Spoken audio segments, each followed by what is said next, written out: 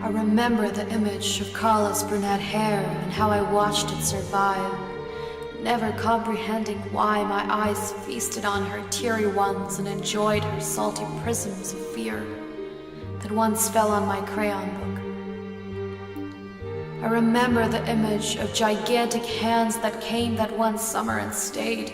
I wondered how big Boulder hands so gently touched the spoon when he gulped in my Lucky Charms.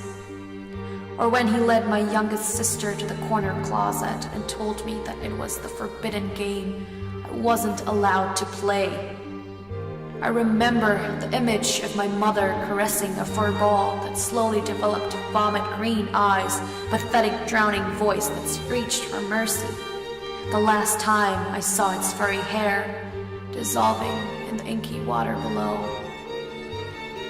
Don't kill the puppies. Yes, do it.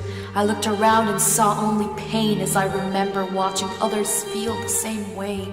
The drawers was always full of plastic knives because my mother felt the need to hide the real ones. As I used them to practice killing, I haven't yet, but just in case I need to. I was never haunted in my sleep, but rather in what I dreamed. Every day in school I saw students soaked from head to toe in blood, wishing someone would have the courage to attack, just not sure that it could have been me. I sat in class enjoying the thought of blowing spitballs at the backs of kids' heads as I pretended that I was using a blowgun. Never actually did that. Just wished that I had. I thrived off pain and wanted nothing more. I believed I was destined to become a zombie. I was hungry and needed to feast. As I speak red, you bleed sound onto your barely breathing canvas, reciting your ABCs slowly, recording this flickering serenity of leaves as they plummet to the ground. Your canvas grows pale, the curtains behind your eyes close. I begin writing in my book of bones about a flower that never blossomed, a flower crusted in mud.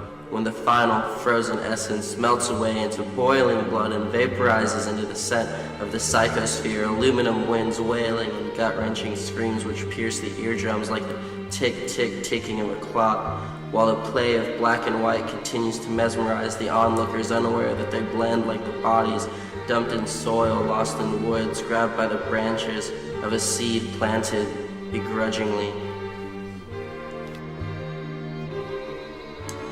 The noise. The noise that deafens my peace and agitates my sanity.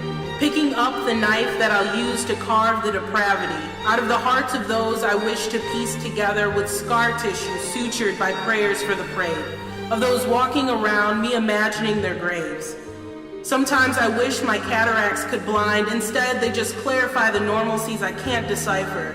As I track the twitching gait of the passers-by, contacting the same discrepancies I've grown to hate, as the undecipherable whispers inside of my head vie to change, live to lived, life to death, death to kill.